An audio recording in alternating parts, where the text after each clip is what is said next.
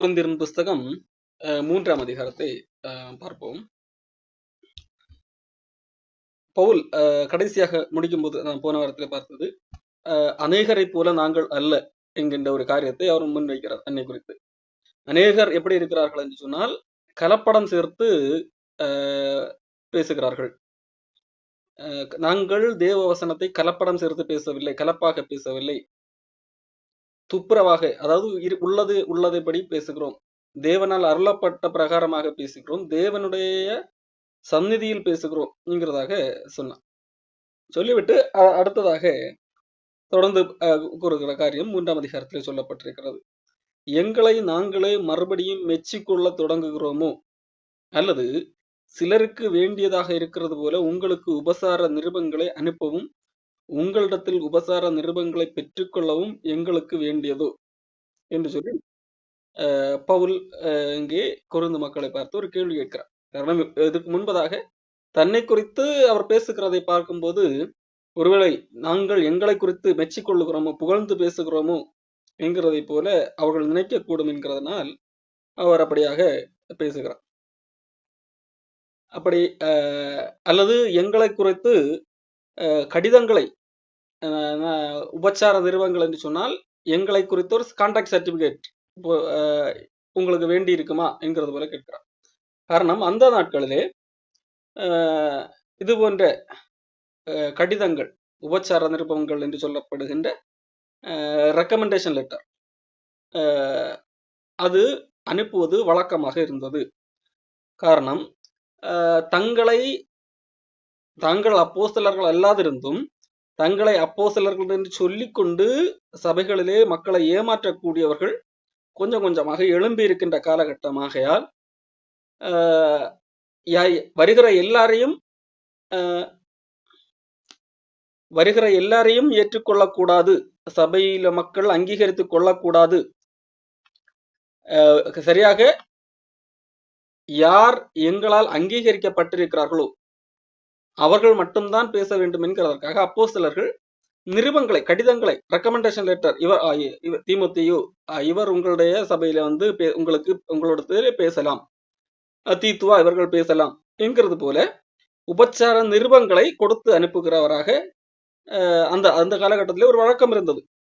இல்லை என்று சொன்னால் யார் வேண்டுமானாலும் வந்து மக்களை ஏமாற்றிக் கொள்ளக்கூடிய ஒரு சூழல் இருந்த காரணத்தினால் இப்படி ஒரு ரெக்கமெண்டேஷன் லெட்டர் எனப்படக்கூடிய அந்த கடிதம் கொடுத்து அனுப்பக்கூடிய அந்த வழக்கங்கள் இருந்ததை நாம் பார்க்க முடியும்.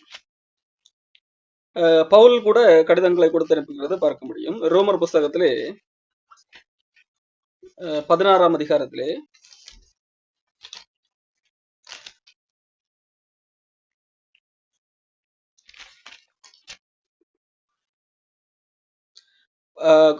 ரோமர் 16ஆம் அதிகாரம் 1ஆம் வசனத்திலே பாருங்கள், பவுல் ரெக்கமெண்டேஷன் பண்ணுகிறார். கெங்கிரேயா ஊர் சபைக்கு ஊழியக்காரியாக பெபேயாளை வாழ்த்துங்கள், பரிசுத்தவான்களுக்கு ஏற்றபடி ஏற்றுக்கொண்டு எந்த காரியத்தில் உங்கள் உதவி அவர்களுக்கு தேவையா இருக்கிறதோ அதிலே நீங்கள் அவளுக்கு உதவி செய்ய வேண்டும் என்று அவளை உங்களிடத்திலே ஒப்புவிக்கிறேன் என்று சொல்லி பவுல் இங்கே கெங்கிரேயா ஊர் ஊழியக்காரிக்கு ஒரு ரெக்கமெண்டேஷன் செய்கிறதை பார்க்க முடிகிறது.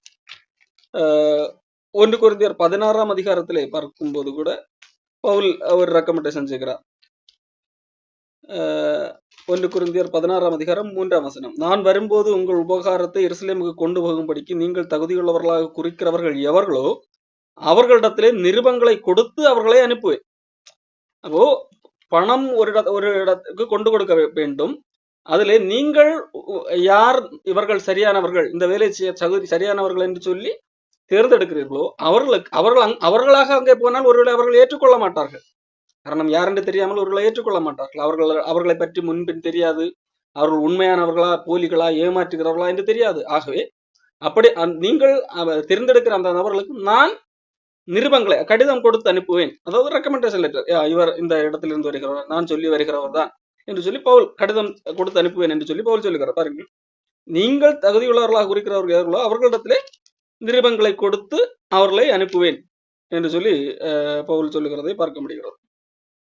இன்னும் இந்த 2 கொரிந்தியர் புஸ்தகத்திலே 8ஆம் அதிகாரத்திலே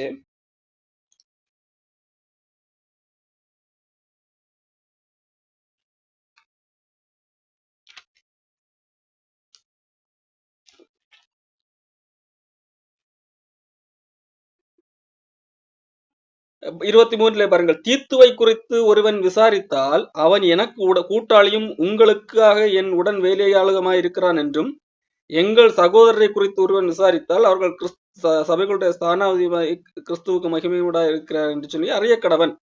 அப்போ அவர்கள் யார் என்று சொல்லி ஒருவன் விசாரித்தால் அவர்களுக்கு நான் இப்பொழுது சர்டிபிகேட் கொடுக்கிறேன் என்கிறது போல இங்க பவுல் பேசுகிறதை பார்க்கிறார். மேலும் அந்த 2 கொரிந்தியர் 8ஆம் அதிகாரம் 16ஆம் வசனத்தில் நீங்கள் படித்து பார்த்தால் அங்கே சிலரை குறித்து அவர் சர்டிபிகேட் கொடுக்கிறார், ரெக்கமெண்டேஷன் பண்ணுகிறார். இப்போ இது ஒரு வழக்கமாக இருந்தது அந்த காலகட்டத்தில். அது ஒரு நல்ல ஒரு விஷயம் தான். காரணம், யாரும் திடீரென்று தெரியாதவர்கள், முன்பின் தெரியாதவர்கள் ஏமாற்ற முடியாது. அவர்கள் அல்லது சோதித்து பார்த்து அப்போஸ்தலர்களால் அங்கீகரிக்கப்பட்டவர்களால் உண்மையாக சத்தியத்தை பேசுகிறவர்கள் என்று சொல்லி உறுதியாக்கப்பட்ட பின்பதாக அவர்கள் மட்டுமே சபைகளிலே பிரசங்கம் பண்ண அல்லது சபைகளிலே மக்களுக்கு சுவிசேஷத்தை அறிவிக்க அல்லது அவர்களை ஏற்றுக்கொள்வதற்காக அவர்களுக்கு அந்த நடைமுறை வழக்கம் இருந்தது. இப்ப பவுல் கேட்கிறார், நான் உங்களிடத்திலே வருவதற்கும் இதே போல ஒரு ரெக்கமெண்டேஷன் லெட்டர் தேவையா? உங்களுக்கு உபச்சார நிருப்பங்களை அனுப்பவும் அல்லது உங்களிடத்திலிருந்து நான் வேற எங்கேயாவது போவதுக்கு உங்களிடத்திலிருந்து எனக்கு ஒரு ரெக்கமெண்டேஷன் லெட்டர் தேவையா என்கிறது போலவும் கேள்வி கேட்கிறார். ஏனென்று சொன்னால், சிலர் ஏற்கனவே சொன்னது போல பவுலப்போஸ்தலனை பெயரை களங்கப்படுத்தும்படியாக கொரிந்து சபையிலே கலகம் விளைவிக்க நினைத்தார்கள். கொரிந்து ஒட்டுமொத்த மக்களும் இல்லை, கொரிந்திலே சிலர் அப்படி பவுலை இந்த காரணங்களாக காட்டி, பவுல் இந்த இடத்துல தப்பு செய்திருக்கிறார் பாருங்கள், பவுல் அன்னைக்கு உங்ககிட்ட வருவேன்னு சொன்னார் ஆனா வரல பாருங்க, அப்ப பவுல் எல்லாம் ஏமாத்துக்கார், இப்படி எல்லாம் பவுலை குறித்து அப்படி பேசினதுனால் இப்படியாக காரியங்களை அவர் பேசுகிறார். அப்போ நான் உங்ககிட்ட வரணும்னா எனக்கு ரெக்கமெண்டேஷன் லெட்டர் தேவையா, இல்ல நீங்க எனக்கு ரெக்கமெண்டேஷன் லெட்டர் தர வேண்டிய சூழ்நிலை இருக்கிறதா என்கிறது போல கேள்வி கேட்கிறார். சொல்லிவிட்டு சொல்லுகிறார், எனக்கு ரெக்கமெண்டேஷன் லெட்டர் அல்லது நான் யார், எப்படிப்பட்டவன் என்கிறதற்கான அந்த ஒரு கடிதம், ரெக்கமெண்டேஷன் லெட்டர் வேற எதுவும் கிடையாது. நீங்கள் தான், உங்களுடைய வாழ்க்கை தான் நான் யார், நான் அப்போஸ்தலன் என்கிறதற்கான ஒரு அத்தாட்சியாக இருக்கிறது என்கிறது போல பேசுகிறார். பாருங்கள், அதுதான் 2 கொரிந்தியர் 3ஆம் அதிகாரம் 2ஆம் வசனம். எங்கள் இருதயங்கள் எழுதப்பட்டும் சகல மனுஷராலும் அறிந்து வாசிக்கப்பட்டும் இருக்கிற எங்கள் நிருபம் நீங்கள் தானே. அப்போ எங்களுடைய ரெக்கமெண்டேஷன் லெட்டரை, நிருபம் என்று சொல்வது கடிதம், இந்த கடிதம் என்று சொல்வது இந்த இடத்துல பேசுவது அந்த ரெக்கமெண்டேஷன் கடிதம், உபச்சார நிருபங்கள், அதாவது ஒருவரை ஏற்றுக்கொள்வதற்காக கொடுத்து அனுப்பப்படுகிற அந்த உபச்சார நிருபங்கள். இன்னும் சொல்ல போனா கான்டாக்ட் சர்டிபிகேட் என்று கூட வைத்துக் கொள்ளலாம். இப்போ எங்களுக்குரிய அந்த நிருபம், எங்களை பற்றி பறைசாற்றக்கூடிய அந்த கடிதம் நீங்கள் தான்.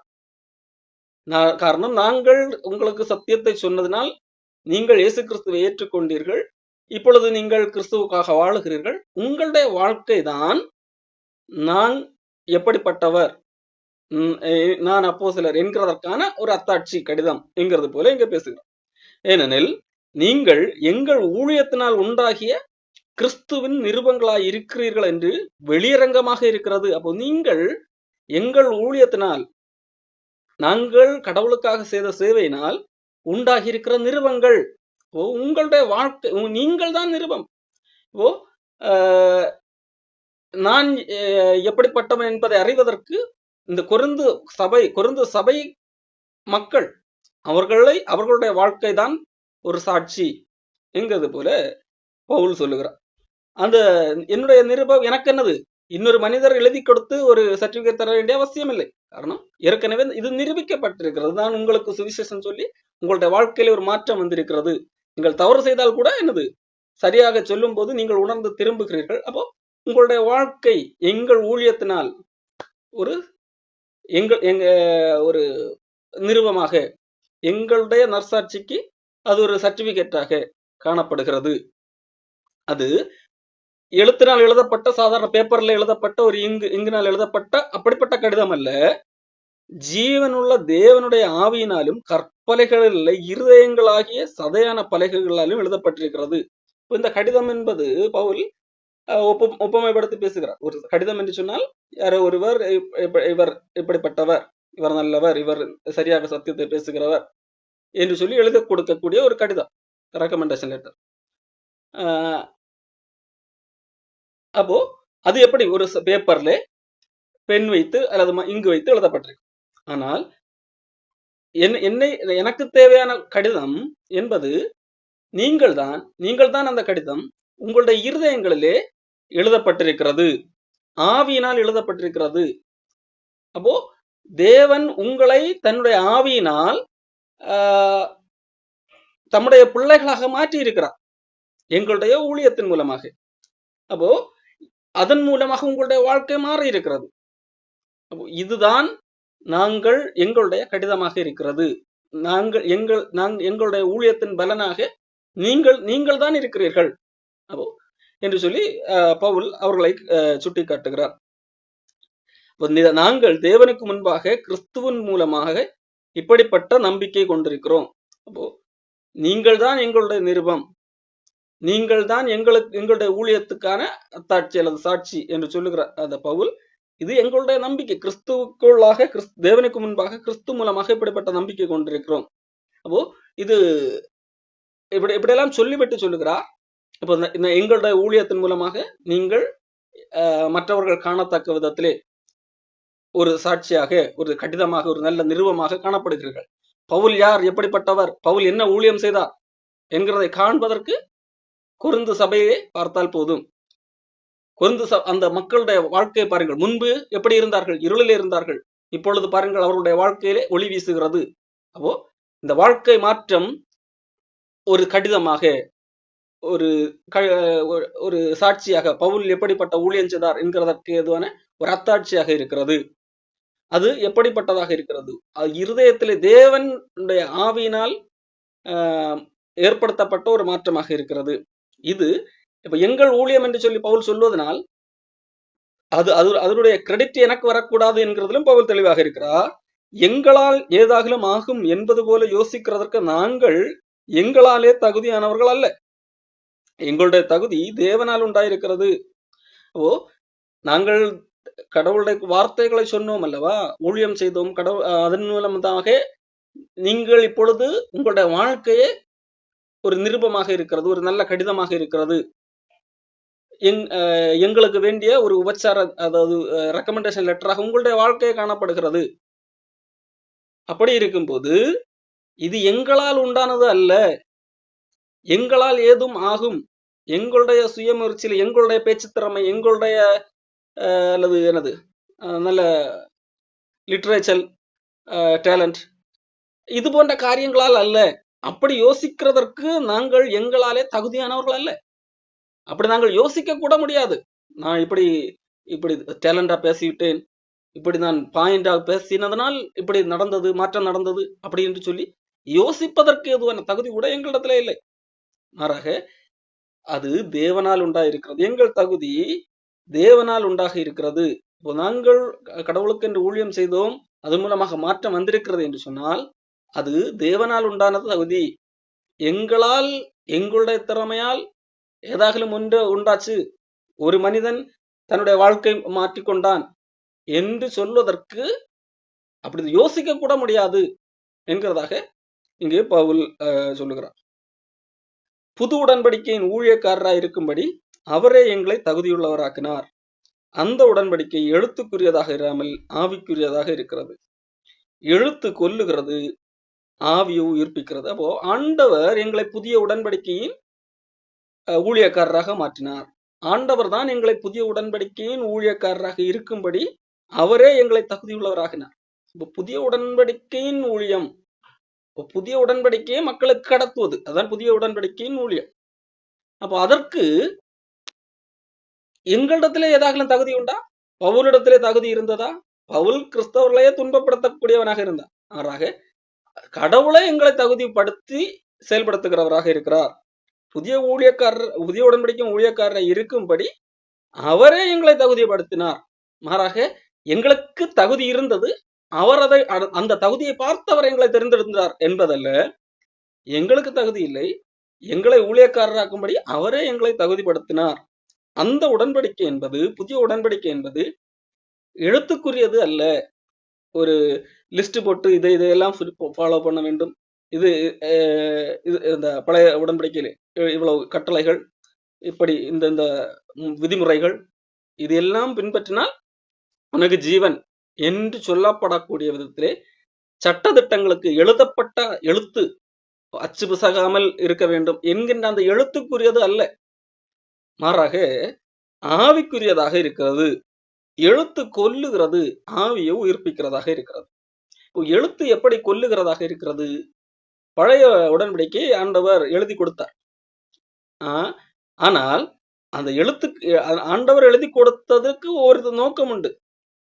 ஆண்டவர் ஒவ்வொரு கட்டளையும் எழுதி கொடுத்ததற்கு ஒரு நோக்கம் உண்டு. அதை புரிந்து கொள்ளாமல் ஆண்டவருடைய ஆவியை, ஆண்டவர் என்ன நோக்கத்திற்காக ஒரு காரியத்தை கொடுத்திருக்கிறார் என்கிறதை புரிந்து கொள்ளாமல் அப்படியே எழுத்தை அப்படியே பிடித்துக் கொண்டார்கள். அப்படி எழுத்தை அப்படியே பிடித்துக் கொண்டதன் விளைவு இயேசு கிறிஸ்து சொன்னார் அல்லவா, கொசுகில்லாமல் வடிகட்டி ஒட்டகத்தை விழுங்குகிறவர்களாக இருக்கிறார்கள். இப்ப சின்ன சின்ன விஷயங்களை கூட இந்த எழுத்துல என்ன எழுதியிருக்கு என்று சொல்லி பார்த்து பார்த்து செய்வார்கள். ஆனால் அதற்கு பின்பதாக ஆண்டவர் ஒரு காரியம் கொடுத்திருக்கிறார், அதுக்கு பின்பதாக ஒரு நீதி இருக்கும், அன்பு இருக்கும், இரக்கம் இருக்கும். ஆனால் அந்த அதற்காகத்தான் இது கொடுத்திருப்பார். ஆனால் அந்த எதற்காக என்கிறதை மறந்துவிட்டு அப்படி எழுத்தை மட்டும் பிடித்துக் கொண்டவர்களாக இருந்தார்கள். இயேசு கிறிஸ்து ஒரு கதை சொன்னார் அல்லவா, ஒரு மனிதன் எரிகோவுக்கு போகிற அந்த வழியிலே கள்ளர்கள் அகப்பட்டு குற்றுயிராக்கப்பட்டு கிடந்தார். அங்கே ஒரு ஆசாரியன் வருகிறான், லேவியன் வருகிறான். அவர்கள் அவனை காப்பாற்ற முன்வரவே இல்லை. அந்த இடத்துல இன்னொரு மனிதன் வருகிறான், சமாரியன், அதாவது யூதர்களால் ஒதுக்கி வைக்கப்பட்ட ஒரு மனிதன். அவன் வந்து அவனை காப்பாற்றி அவனுக்கு தேவையான செலவுகளை எல்லாம் பார்த்து கொள்ளுகிறான். இன்னும் தேவையானால் கொடுக்கிறேன் என்றும் சொல்வதாக அந்த கதை சொல்லுகிறான். அப்போ ஏன் அந்த ஆசாரியனும் அந்த லேவியனும் காப்பாற்ற முன்வரவில்லை? காரணம், அவர்கள் பழைய பாட்டிலே சில கட்டளைகளை பார்த்தார்கள். இறந்த உடலை தொடக்கூடாது, தீட்டுப்படக்கூடாது, இப்படி ரத்தத்தால் தீட்டுப்படக்கூடாது, இப்படி எல்லாம் பல கட்டளைகள் உண்டு. அப்போ இவனை நாம் தூக்கி கொண்டு ஏதாவது ஒரு போகிற வழியில் அவன் இறந்து போனால் நாம தீட்டாயிடுவோம். நாம என்ன பண்ண முடியாது? பலி செலுத்த முடியாது, ஆசாரியன் பலி செலுத்த முடியாது, தேவாலய பணிகளில் ஈடுபட முடியாது. அப்போ என்ன பண்ண வேண்டும்? அவன் அவன் அங்கே கிடக்கிறான், அது அவனா முக்கியம்? நமக்கு ஆலயத்திலே போய் பலி செலுத்துவதுதான் முக்கியம், அங்கே போய் தேவாலய பணிவிடைகள் செய்வதுதான் முக்கியம் என்கிற அதுதான் அவர்களுடைய மோட்டிவாக இருந்திருக்கு. ஆகவே அவர்கள் கடந்து சென்றார்கள். ஆனால் ஆண்டவர் அந்த கட்டளையை கொடுத்தது மனிதர்களுக்கு இரக்கம் காண்பிக்க கூடாது என்கிறதற்காக அல்ல. அது தேவாலய கடவுள் அன்றைக்கு கடவுள் தேவாலயங்கள் ஆசரிப்பு கூடாரத்திலே வெளிப்பட்டார். அப்போ கடவுளுக்கு முன்பாக நீங்கள் வரும்போது அந்த அளவிற்கு நீங்கள் பரிசுத்தம் உள்ளவர்களாக காணப்பட வேண்டும். சும்மா ஏனோதானோ என்று கடவுளை அந்த அளவுக்கு மதிக்காமல் ஒரு அசட்டை பண்ணக்கூடிய அளவிலே கடவுளை நீங்கள் நினைக்க கூடாது என்கிறதற்காக அப்படி ஒரு கட்டளை கொடுத்தார். ஆனால் அதை எங்கெல்லாம் அதை பிடித்துக்கொண்டு சக மனிதர்களிடத்திலே கூட இரக்கம் காட்டக்கூடாத அளவிற்கு எழுத்தை அப்படியே பிடித்துக் கொண்டார்கள். அங்க மனிதனுக்கு என்னது? இரக்கம் இல்லாமல் போய்விட்டு கடவுள் சொல்லி இருக்கிறான் நம்ம தொடக்கூடாது, அப்போ இவனை தொடக்கூடாது என்று சொல்லி அப்படியாக எடுத்துக் கொள்ளுகிறவர்களாக காணப்பட்டார்கள். நீதி, இரக்கம், அன்பு இவைகள் எல்லாம் காற்றிலே பறக்கடிக்கப்பட்டது. இப்ப எழுத்து என்ன செய்கிறது?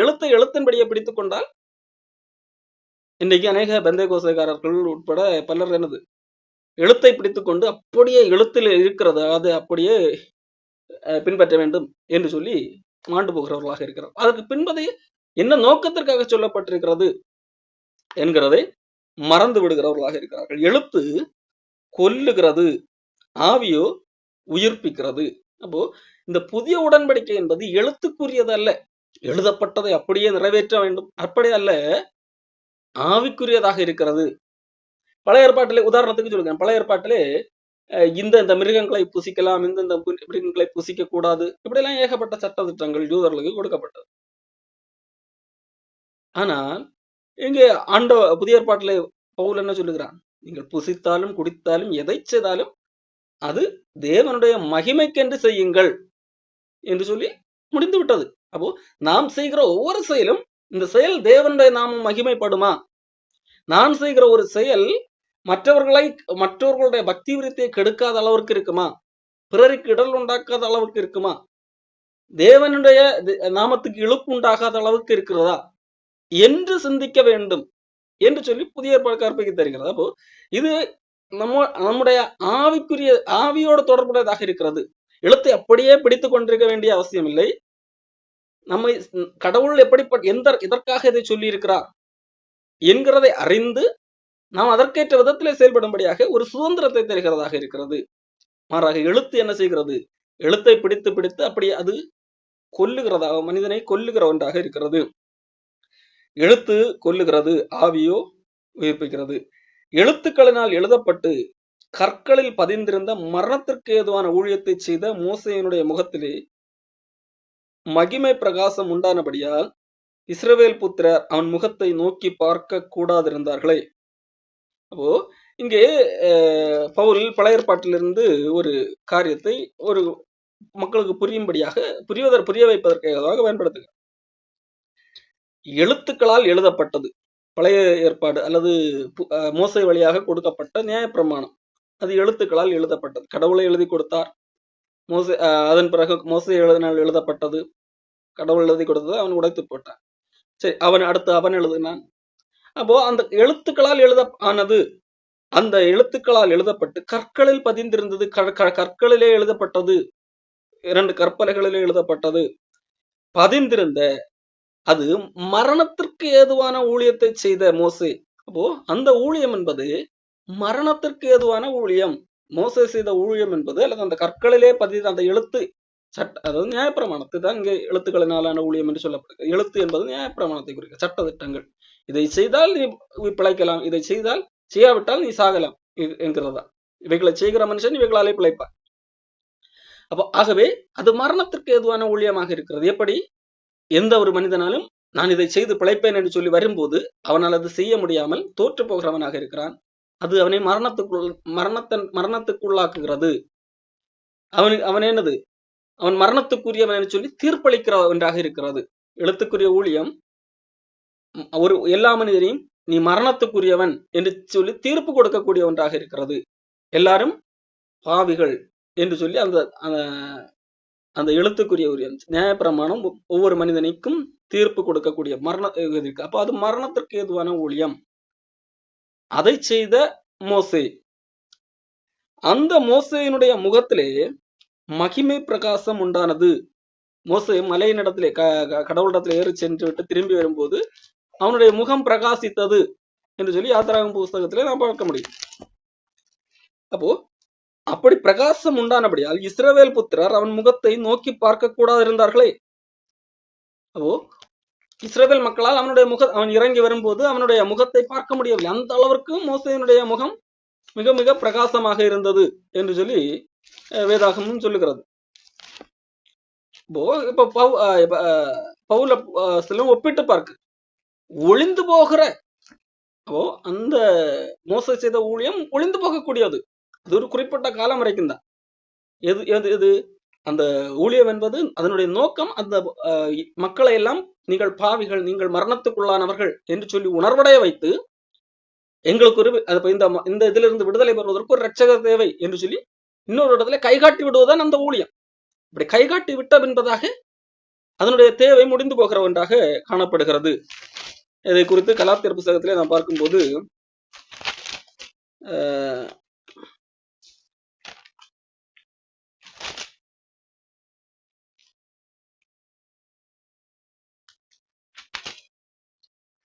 கலாத்தியர் 3ஆம் அதிகாரம் 23ஆம் வசனம், 23, 24. அதனால் விசுவாசம் வருகிறதற்கு முன்பே ஒரு விசுவாசம் நம்மிடத்துல தோன்றுவதற்கு முன்பதாக வெளிப்பட போகிற விசுவாசத்திற்கு ஏதுவாக நம்மிடத்துல விசுவாசம் வர வேண்டும். அதாவது தேவனை நாம் விசுவாசம் என்பது தேவனை நாம் விசுவாசிக்க வேண்டும். அந்த தேவனை நாம் விசுவாசிக்க வேண்டும். அதை எல்லாவற்றிற்கும் தேவனை சார்ந்து கொள்ளுதான் இருக்க வேண்டும். தேவனால் மட்டும்தான் என்னை காப்பாற்ற முடியும் என்கின்ற அந்த விசுவாசம் வருவதற்கு முன்பதாக அந்த விசுவாசம் என்னிடத்துல முதலாவது வர வேண்டும். அப்படி வர வைப்பதற்காக நாம் அடைக்கப்பட்டவர்களாய் நியாயப்பிரமாணத்தின் கீழ் காவல் பண்ணப்பட்டிருந்தோம். அப்போ அந்த விசுவாசம் வர வேண்டும் என்கிறதற்காக நியாயப்பிரமாணத்துக்கு கீழாக சிறைப்படுத்தப்பட்டிருந்தோம். இவ்விதமாக நாம் விசுவாசத்தினாலே நீதிமான்களாக்கப்படுவதற்கு நியாயப்பிரமாணம் நம்மை கிறிஸ்துவனிடத்திலே வழி நடத்துகிற உபாத்தியா இருந்தது. அவர் ஆசிரியராக இருந்தது. உபாத்தி என்றால் ஆசிரியர். இப்போ இவ்விதமாக நாம் விசுவாசத்தினாலே, நாம் கடவுளை விசுவாசத்தால் மட்டும்தான் நீதிமானாக முடியும். இந்த கட்டளைகளை எல்லாம், இந்த சட்டத்திட்டங்களை எல்லாம் பின்பற்றி நான் நீதிமானாக முடியும் என்று என்கின்ற அந்த நிலையிலே நாம் தோற்று போக முடியும். அப்படி ஒரு மனிதனால் முடியாது. அப்போ என்னால் முடியாது, அப்போ கடவுளால் மட்டும்தான் என்னை காப்பாற்ற முடியும் என்று சொல்லி இவ்விதமாக விசுவாசத்தினால மட்டும்தான், தேவனை விசுவாசிக்கிறதுனால், இயேசு கிறிஸ்துவை விசுவாசிக்கிறதுனால் மட்டும்தான் நாம் நீதிமன்களாக்கப்பட முடியும் என்பதற்கு நியாயப்பிரமாணம் நம்மை அந்த கிறிஸ்துவத்திலே வழிநடத்துகிற ஒரு ஆசிரியராக இருந்தது. பாரு, இந்த நியாயப்பிரமாணத்தை ஃபாலோ பண்ணி இந்த இதுல உள்ளதை பண்ணிதான் உன்னை நீ காப்பாற்றிக் கொள்ள முடியும் என்றால் முடிவு மரணம். இவைகளை செய்கிற மனுஷன் இவைகளால் பிழைப்பான், செய்ய முடியாவிட்டால் மரணம். அப்போ என்ன வழி?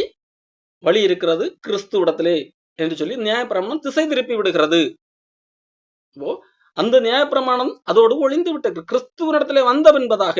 அப்போ பாருங்கள், கலாத்தியர் 4:25, விசுவாசம் வந்த பின்பு என்றால் இயேசு கிறிஸ்துவை நாம் பெற்றுக்கொண்ட பின்பு அல்லது தேவனிடத்திலே சேர்ந்த பின்பு நாம் உபாத்திக்கு கீழானவர்கள் அல்லவே, அந்த நியாயப்பிரமாணத்துக்கு கீழான. நியாயப்பிரமாணம் நம்மை கை காட்டி விட்டது. அங்கு இயேசு கிறிஸ்துவிடத்திலே மட்டும், இயேசு கிறிஸ்துவை விசுவாசிப்பதன் மூலமாக மட்டும்தான் நீதிமான்காண முடியும் என்று சொல்லி வழிகாட்டி விட்டது. வழிகாட்டுற பின்பதாக நாம் நியாயப்பிரமாணத்துக்கு என்ன இல்லை, கீழானவர்கள் அல்ல. அது அதனுடைய வேலை முடிந்து போய்விட்டது. இயேசு கிறிஸ்துவ இதைத்தான் சொன்னார், நியாயப்பிரமாணத்தில் உள்ளதாக ஒன்றிலாகலும் அது சிறு உறுப்பாகலும் நிறைவேறுகிற வரைக்கும் அது ஒளிந்து போகாது. அது இயேசு கிறிஸ்து அதை நிறைவேற்றினார். அப்போ நிறைவேற்றினபடியால் அது ஒளிந்து போயிற்று. அப்போ அது ஒளிந்து போகிற ஊழியம் தான். அப்படிப்பட்ட அது ஒளிந்து போகிற மகிமையுடைய அந்த ஊழியம் என்று சொல்லி இங்கே சொல்லப்படுகிறது. 2 கொரிந்தியர் 3:8. மோசே செய்த அந்த ஊழியம் என்பது ஒளிந்து, அவனுடைய அந்த கட்டளை எல்லாம், அந்த ஊழியத்தை செய்த போது கடவுளிடத்திலிருந்து அவனுடைய முகம் பிரகாசித்தது, எல்லாம் உண்மைதான். அந்த அளவுக்கு மகிமை எல்லாம் உண்டு, உண்மைதான். ஆனாலும் அது மரணத்திற்கு ஏதுவான ஊழியம் என்று சொல்லி வேதம் சொல்லுகிறது. அது ஒளிந்து போகக்கூடியது என்றும் வேதம் சொல்லுகிறது. ஒளிந்து போகிற மகிமையோட அந்த ஊழியம் அப்படிப்பட்ட மகிமை உள்ளதாக இருந்தால், அது ஒளிந்து போகிற ஊழியம் அதுவே அவ்வளவு மகிமையாக இருந்தது, மோசையுடைய முகம் பிரகாசிக்கத்தக்க அளவிற்கு மகிமையுடையதாக இருந்ததானால், இந்த புதிய உடன்படிக்கை என்பது ஒளிந்து போகாதது. ஆவிக்குரிய ஊழியம் எவ்வளவு அதிக மகிமை உள்ளதாக இருக்கும். புதிய உடன்படிக்கை ஊழியம் என்பது ஒளிந்து போகாதது, அது நித்திய காலமாக நிலை நிற்கக்கூடிய ஒன்றாக இருக்கிறது. அப்போ இது அதை காட்டு, அதுவே அவ்வளவு மகிமை உடையதாக இருந்தால் இது எவ்வளவு, அதை காட்டும் எவ்வளவு அதிக மகிமை உள்ளதாக இருக்கும் என்று சொல்லி பவுல் ஒப்பிடுகிறார். ஆக்கினை தீர்ப்பு கொடுக்கும் ஊழியம், அப்போ அது தண்டனை கொடுக்கக்கூடிய ஊழியம். இந்த கட்டளைகளை கீழ்ப்படியவில்லையா, உங்களுக்கு இதுதான், இந்த இவைகள் தான் தண்டனை என்று சொல்லி அந்த நியாயப்பிரமாணத்திலே தண்டனை எழுதப்பட்டிருக்கிறது. அது தண்டனை கொடுக்கக்கூடிய ஊழியம். அதுவே அவ்வளவு மகிமை உள்ளதாக இருந்திருந்தால் இது நீதியை கொடுக்கக்கூடிய ஊழியம். தவறு செய்தவர்களை, பாவிகளை நீதிமானாக்கி இருக்கிறார். கடவுள் நீதியை கொடுக்கிறார். இது நீதியை கொடுக்க ஊழியம். இயேசு கிறிஸ்துவை விசுவாசிப்பதன் மூலமாக நீதி கிடைக்கிறது. இந்த நீதி கொடுக்கக்கூடிய ஊழியம் அதிக மகிமை உள்ளதாக இருக்குமே. இப்படியாக மகிமைப்பட்டிருந்த அந்த ஊழியம், அதாவது பழைய உடன்படிக்கை அந்த ஊழியம், இந்த ஊழியத்திற்கு, புதிய உடன்படிக்கையின் ஊழியத்திற்கு உண்டாயிருக்கிற சிறந்த மகிமைக்கு முன்பதாக மகிமைப்பட்டது அல்ல. மோசேயுடைய முகம் பிரகாசித்தது, அது ஒரு மகிமை தான், எல்லாம் உண்மைதான்.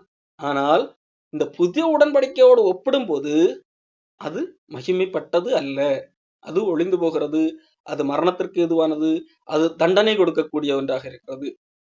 அன்றியும் ஒளிந்து போவதே மகிமை உள்ளதாக இருந்தால், அப்படிப்பட்ட ஒளிந்து போகின்ற ஒன்றே மகிமை உள்ளதாக இருந்து, அதனால் ஒளிந்து போகாத நிலைத்திருப்பது, இது நிலையான ஒன்று எவ்வளவு மகிமை உள்ளதாக இருக்கும். நாங்கள் இப்படிப்பட்ட நம்பிக்கையை உடையவர்களாதலால் மிகவும் தாராளமாய் பேசுகிறோம். இப்போ ஏன் இவ்வளவு கான்பிடண்டாக பேசுகிறோம்? எங்களுக்கு இதுதான் நம்பிக்கை. புதிய உடன்படிக்கை என்பது ஒளிந்து போகாதது, இது தண்டனை கொடுக்கக்கூடிய ஒன்று அல்ல, இது நீதியை கொடுக்கக்கூடிய ஒன்று. ஆகவே தான் இதை குறித்து தாராளமாக பேசுகிறோம். மேலும் ஒளிந்து போவதின் முடிவை இஸ்ரவேல் புத்திரர் நோக்கி பாராதபடிக்கு மோசே தன் முகத்தின் மேல் முக்காடு போட்டுக் கொண்டது போல நாங்கள் போடுகிறதில்லை. மோசே அன்றைக்கு முக்காடு போட்டுக் கொண்டான். நாம் யாத்திராகம் புஸ்தகத்திலே 34ஆம் அதிகாரத்தை படித்து பார்க்கும்போது மோசே முகத்துக்கு முக்காடு போட்டதை பார்க்க முடியும். ஏன்? அவனுடைய முகம் பிரகாசித்தது. அந்த பிரகாசத்தை மறைப்பதற்காக முக்காடு போடுகிறான். யாத்திராகமும் 34ஆம் அதிகாரத்திலே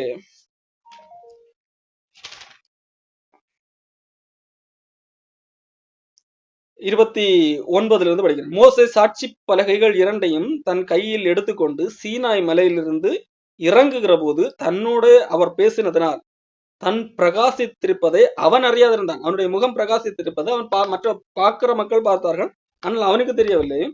ஆனாலும் ஆரோனும் இஸ்ரவேல் புத்திரர் எல்லோரும் மோசையை பார்க்கும்போது அவன் முகம் பிரகாசித்திருப்பதை கண்டு அவன் சமீபத்தில் சேர பயந்தார்கள். மக்கள் அவனுடைய பக்கத்தை சேருவதற்கு பயந்தார்கள். மோசே அவர்களை அழைத்தான். அப்பொழுது ஆரோனும் சபையில் உள்ள பிரபுக்கள் யாவரும் அவனிடத்திற்கு திரும்பி வந்தார்கள். மோசே அவர்களோடு பேசினான். பின்பு இஸ்ரவேல் புத்திரர் எல்லாரும் அவனிடத்தில் சேர்ந்தார்கள். அப்பொழுது அவன் சீனாய் மலையில் கர்த்தர் தன்னோடு பேசினவர்கள் எல்லாம் அவர்களுக்கு கற்பித்தான். மோசே அவர்களோடு பேசி முடியும் அளவும் தன் முகத்தின் மேல் முக்காடு போட்டிருந்தான். அப்ப தன்னுடைய முகம் யாருக்கும் தெரியாதபடிக்கு முக்காடு போட்டுக் கொண்டிருந்தான்.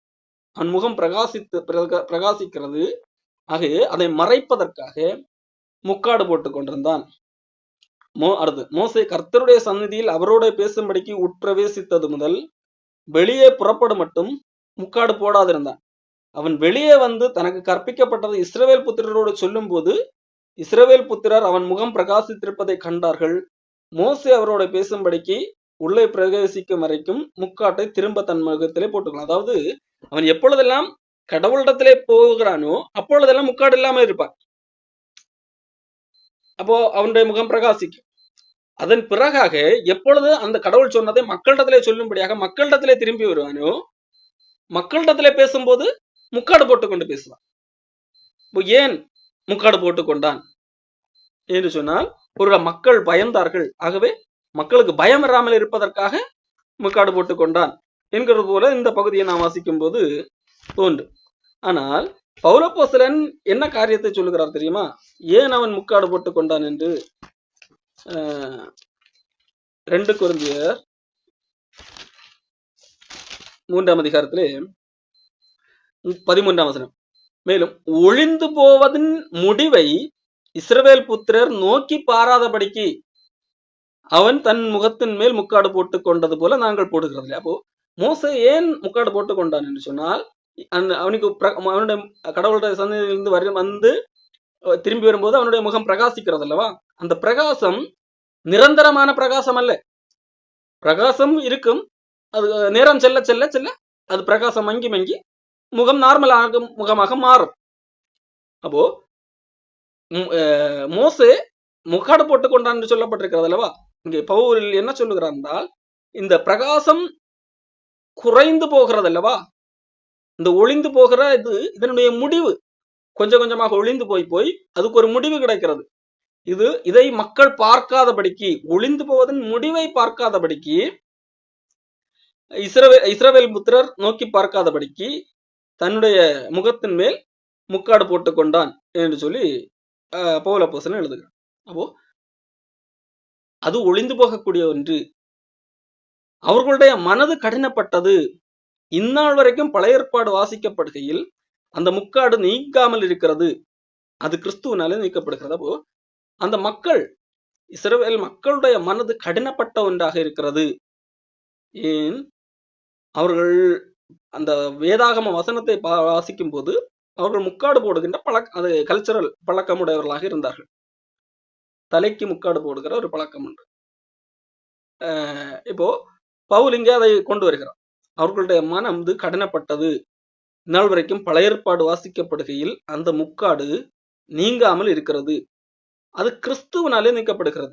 இப்போ இங்க பேசும்போது பவுல் பழைய ஏற்பாடுல வேதாகம் படிக்கும் போது முக்காடு போடுவது அதை குறித்து தான் பவுல் பேசுகிறார் என்கிறது போல தோற்றமளிக்கும்.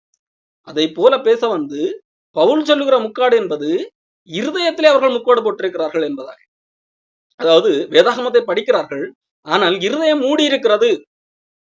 எப்படி மோசே தன்னுடைய முகத்தினுடைய பிரகாசம் மற்றவர்களுக்கு தெரியாதபடிக்கு மூடி இருந்தானோ, முகத்தை திரையிட்டு மூடி இருந்தானோ, முக்காடு போட்டு மூடி இருந்தானோ, அதை போல இந்த இஸ்ரவேல் மக்கள் வேதாகமத்தை படிக்கிறார்கள்.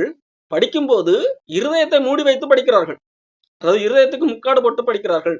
மோசே இங்கே தலையில போடுகிற முக்காடை குறித்து பேசவில்லை. இருதயத்திலே ஒரு முக்காடை போட்டு வைத்திருக்கிறார்கள். இருதயம் திறக்க கூடாது, இருதயம் திறந்து பார்க்க கூடாது. வேதாகமத்தில் உள்ள வேதாகம் எந்த நோக்கத்திற்காக ஒரு காரியத்தை சொல்லப்பட்டிருக்கிறது என்கிறதை அறியக்கூடாது என்கிறதற்காக அவர்கள் இருதயத்திலே ஒரு தடை இருக்கிறது. அப்ப அந்த முக்காடு கிறிஸ்துவனாலே நீக்கப்படுகிறது. கிறிஸ்துவை விசுவாசிக்கும் போது மட்டுமே அது தடை, அந்த முக்காடு நீக்கப்படும். வேதாகமம் முழுமையாக புரிய ஆரம்பிக்கும். மோசையின் ஆகமங்கள் வாசிக்கப்படும் போது இந்நாள் வரைக்கும் முக்காடு அவர்கள் இருதயத்தின் மேல் இருக்கிறதே.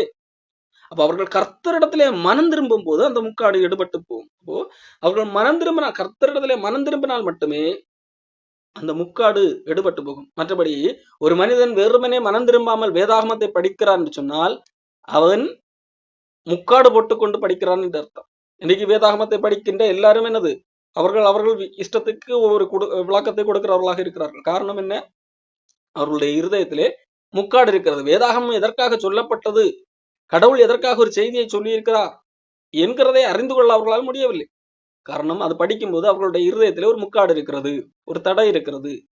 அப்போ ஆகவேதான் வேதாகமத்திலே பல இடங்கள்ல சொல்லப்பட்டிருக்கிறது, கடவுள் அவர்களுடைய இருதயத்தை திறந்தார், நீதியாளுடைய இருதயத்தை கர்த்தர் திறந்தார் என்று சொல்லப்பட்டிருக்கிறது. அப்போ அது அடைக்கப்பட்டிருக்கிறது அல்லது திரையிட்டு மூடப்பட்டிருக்கிறது. ஏன்? அவர்கள் ஒரு கடின, தாங்கள் நினைத்ததுதான் சரி என்கின்ற கண்ணோட்டத்தோட வேதத்தை படிக்கிறவர்களாக இருக்கிறார்கள்.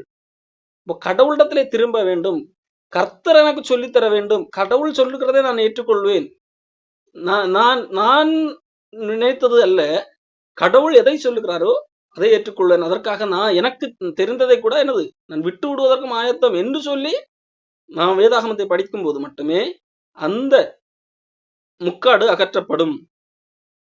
கர்த்தரிடத்திலே மனம் திரும்பும் போது அந்த முக்காடு எடுபட்டு போகும். இயேசு கிறிஸ்து இந்த பூமியிலே வந்தார். அவரை குறித்து ஏசாயா முதற்கொண்டு அநேக தீர்க்கதரிசிகள் சொல்லியிருந்தார்கள். ஆனால் அன்றைக்கு வேதபாரகர்கள் இருந்தார்கள். வேதபாரகர்கள் என்னது, மேசையா எங்கே பிறப்பார், யூதருக்கு ராஜா எங்கே பிறப்பார் என்று சொல்லி ஏரோது ராஜா கேட்கும் போது வேதாகமத்தை வாசித்து அவர் பெத்லகேமிலே பிறப்பார் என்று சொல்லி மீகா புஸ்தகத்திலே 6ஆம் அதிகாரம் வசனத்தை பார்த்து கண்டுபிடித்து ஏரோது ராஜாவுக்கு துப்பு கொடுக்கிறார்கள். ஆனால் இயேசு கிறிஸ்து தான் அந்த பெத்லகேமிலே பிறந்தவர் என்கிறதை அவர்களால் கண்டுகொள்ள முடியவில்லை.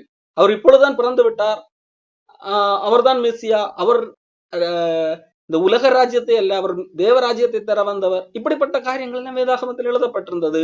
ஆனால் ஒருத்தர் கூட கண்டுபிடிக்கவில்லை, பெரும்பாலானவர்கள் கண்டுபிடிக்கவில்லை. அப்போ ஏன்? காரணம், அவர்களுடைய இருதயத்திலே திரையிட்டப்பட்டிருக்கிறது, முக்காடு போட்டு வைத்திருக்கிறார்கள். எப்படி அவர்கள் வேதாகமத்தை படிக்கும் போது முக்காடு வெளிப்புறமாக போடுகிறார்களோ அது பிரச்சனை இல்லை, ஆனால் அதை போல இருதயத்துக்கு முக்காடு போட்டு வைத்திருக்கிறார்கள். அப்போ அந்த முக்காடு கர்த்தரிடத்திலே மனம் திரும்பும் போது எடுபட்டு போகும். அது கிறிஸ்துவனாலே மட்டுமே நீக்கப்படும். அதுக்கு மனம் திரும்ப வேண்டும். இப்போ கர்த்தரே ஆவியானவர், கர்த்தருடைய ஆவி எங்கேயோ அங்கே விடுதலை உண்டு. விடுதலை பெற வேண்டும் என்றால், அந்த முக்காடு நீக்கப்பட வேண்டும் என்றால், அந்த அடிமைத்தனத்திலிருந்து வெளியே வர வேண்டும் என்றால், இந்த ஆக்கினை தீர்ப்பு தண்டனைக்குரிய அந்த செயல்கள், அந்த ஊழியம் அதற்குள்ளிருந்து வெளியே வர வேண்டும் என்றால், நீதியை கொடுக்கக்கூடிய ஊழியத்துக்கு வர வேண்டும் என்று சொன்னால், இந்த முக்காற்று இருந்து விடுதலை பெற்றால் மட்டும்தான் முடியும். நாம் எல்லாரும் திறந்த முகமாய் கர்த்தருடைய மகிமையை கண்ணாடியில் காண்கிறது போல கண்டு ஆவியாயிருக்கிற கர்த்தரால் அந்த சாயலாகத்தானே மகிமையின் மேல் மகிமை அடைந்து மறுரூபப்படுகிறோம் என்று சொல்லி பவுல் முடிக்கிறார். அப்போ நாம் முக்காடை அகற்றப்பட்டவர்கள், புதிய உடன்படிக்கைக்குள்ளாக வந்தவர்கள், திறந்த முகமாய் கர்த்தருடைய மகிமையை கண்ணாடியிலே காண்கிறது போல கண்டு ஆவியாக இருக்கிற கர்த்தரால் அந்த சாயலாகத்தானே மகிமையின் மேல் மகிமை அடைந்து மறுரூபமாக்கப்படுகிறோம் என்று சொல்லி, நாம் வேதாகமத்தை படிக்கும் போது நாம் கடவுளை மகிமையின் மேல் மகிமை அடைந்து ஒவ்வொரு நாளும் என்னது மகிமை அடைகிறவர்களாக இருக்கிறோம். இது மகிமைக்குரிய ஊழியமாக இருக்கிறது. ஒவ்வொரு நாளும் மகிமை அடைந்து நம்முடைய வாழ்க்கை மறுரூபமாக்கப்படக்கூடிய ஒன்றாக இருக்கிறது என்று சொல்லி பவுல் சொல்கிறார். இங்கே பவுல் சொல்லுகிற காரியம் எங்களுடைய ஊழியத்தின் நிமித்தம், புதிய உடன்படிக்கையின் நிமித்தமாக, அதை நீங்கள் பின்பற்றுவது நிமித்தமாக நீங்கள் ஒரு நிருபமாக இருக்கிறீர்கள். எங்களுடைய ஊழியத்துக்கு நாங்கள், அதாவது பவுல் செய்த ஊழியத்திற்கான அத்தாட்சி நீங்கள் தான் என்பதாக சொல்லுகிறார். அப்போ இது உண்மையான ஒரு கிறிஸ்தவராக இருந்தால் பவுலுடைய கடிதங்கள், பவுல் அவர்களுக்கு மட்டுமல்ல ஊழியம் செய்தது, பவுலாகட்டும் பேதுருவாகட்டும் அன்றைக்கு அப்போஸ்தலர்கள் யாராகட்டும், அவர்கள் செய்த ஊழியம் அவர்களோடு நின்று போட்டதில்லை. இன்றைக்கும் அவர்கள் செய்த ஊழியம், அதாவது அதுதான் இன்றைக்கு கடிதமாக்கப்பட்டு நம்முடைய வேதாகமத்தில் உள்ளது. அப்போ அந்த ஊழியத்தின் பலன் நமக்கு நாம் பெற்றுக்கொண்டோம் என்று சொன்னால் அது நம்முடைய வாழ்க்கையில் வெளிப்படுகின்ற ஒன்றாக இருக்கும். அந்த கடிதம் நாம் தான் அந்த கடிதமாக மற்ற மக்களுக்கு காணப்படுவோம். பவுல் சொல்லுகிறார், என்னுடைய கடிதம் எனக்கு நீங்கள் தான் என்பதாக. இப்போ நாம் தான் அந்த கடிதமாக இருக்கிறோம். அப்போ அந்த கடிதம் என்பது மகிமையின் மேல் மகிமை அடைந்து ஒவ்வொரு நாளும் அருளப்படுகிற ஒன்றாக மற்ற மக்களுக்கு காட்சியளிக்கக்கூடியவர்களாக காணப்பட வேண்டும். இதுதான் உண்மையிலேயே புதிய உடன்படிக்கையின் கீழ் வந்தவர்களுடைய வாழ்க்கை என்கிறதாக இங்கே பவுல் சொல்லுகிறார். அடுத்த வாரத்திலே அடுத்த ஒரு காரியத்தை பார்க்கலாம்.